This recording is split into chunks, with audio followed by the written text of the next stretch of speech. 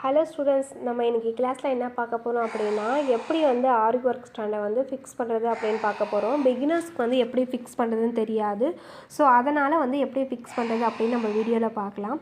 இதில் வந்து 2 டைப் வந்து ஸ்டாண்ட் இருக்குது. இந்த மாதிரி வந்து பிளாஸ்டிக் ஸ்டாண்டும் இருக்குது, அப்படி இல்லை அப்படின்னா அயன் ஸ்டாண்டும் இருக்குது. ஸோ பார்த்திங்க அப்படின்னா இந்த மாதிரி ரிங்கு வரும், அதுக்கப்புறம் இந்த மாதிரி 4 லெக்ஸ் வந்து வரும். ஸோ இது வந்து அட்டாச் பண்ணி உங்களால் திருப்பி வந்து ரிமூவ் பண்ணிக்க முடியும். ஆனால் வந்து சில ஸ்டாண்டில் வந்து அப்படியே பெர்மனெண்ட்டாக இருக்கிற ஸ்டாண்டும் இருக்குது. ஓகேவா, லெக்ஸ் வந்து இப்போ பெர்மனெண்ட்டாக கூட நீங்கள் வச்சுக்கலாம். அந்த மாதிரி ஸ்டாண்டு வேணாலும் வாங்கிக்கலாம். அப்படி இல்லை அப்படின்னா இந்த மாதிரி கழட்டி மாட்டுற மாதிரி உங்களை டிஸ்மேண்டில் பண்ணுற மாதிரி இந்த ஸ்டாண்டுமே நீங்கள் வாங்கிக்கலாம். ஓகேவா, ஸோ இப்போ பார்த்தீங்க அப்படின்னா ஒரு லேயர் கொடுத்துருக்காங்க, ஒரு ரிங்கு மாதிரி கொடுத்துருக்காங்கல்ல. ஸோ இதுக்கு மேலே தான் வந்து நம்ம வந்து ஃப்ரேம் வந்து ஃபிக்ஸ் பண்ணணும்.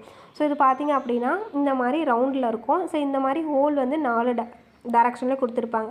ஸோ 4 டைரக்ஷன்லேயும் இந்த மாதிரி நெட்டு வச்சு நம்ம வந்து டைட் பண்ணுற மாதிரி இருக்கும். ஓகேவா, ஸோ இதில் வந்து அயன்லேயுமே இருக்குது, இல்லை பிளாஸ்டிக்லேயுமே இருக்குது. ஸோ இப்போ வந்து இதை எப்படி நம்ம ஃபிக்ஸ் பண்ணுறது அப்படின்னு பார்க்கலாம்.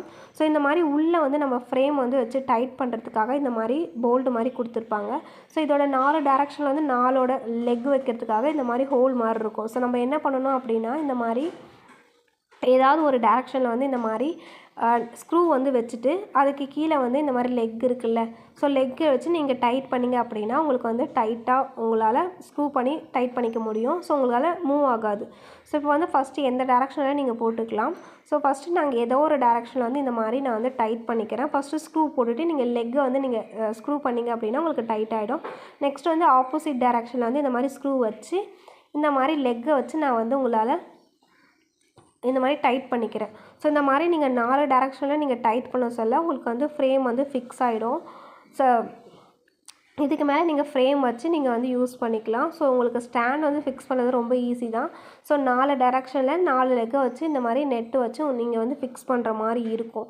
ஸோ நிறைய பேர் வந்து என்ன ஃப்ரேம் வாங்குறது, இந்த மாதிரி என்ன ஸ்டாண்ட் வாங்குறது அப்படின்னு வந்து குழப்பமாக இருக்கும். ஸோ அவங்களுக்கு வந்து என்ன ஸ்டிப் கொடுக்குறேன் அப்படின்னா, பிகினர்ஸாக இருக்கீங்க, எனக்கு வந்து நான் ஒரே இடத்துல வச்சு நான் ஒர்க் பண்ணணும், எனக்கு வந்து இந்த மாதிரி கழட்டி மாட்டுறதுக்கு தேவையில்லை அப்படின்னா நீங்கள் டிஸ்மேண்டில் பண்ணாமல் அப்படியே இதே மாதிரி 4 லெக் வந்து பெர்மனெண்ட்டாக ஃபிக்ஸ் பண்ணுற மாதிரி இருக்கும். நீங்கள் அந்த ஸ்டாண்டு வந்து வாங்கிக்கலாம்.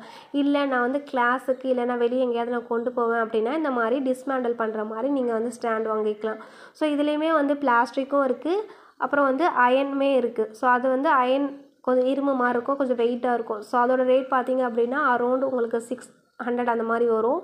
ஸோ இந்த மாதிரிங்க அப்படின்னா 300 350 அந்த மாதிரி வரும். சில இடத்துல வந்து 400 கூட வந்து சேல் பண்ணுவாங்க. ஸோ உங்ககிட்ட உங்கள் பட்ஜெட்டுக்கு வந்து ஏற்ற மாதிரி நீங்கள் வாங்கிக்கலாம். ஸோ இந்த மாதிரி 4 லெக்குமே ஃபிக்ஸ் பண்ணிட்ட அப்புறமா வந்து மூவ் ஆகாது.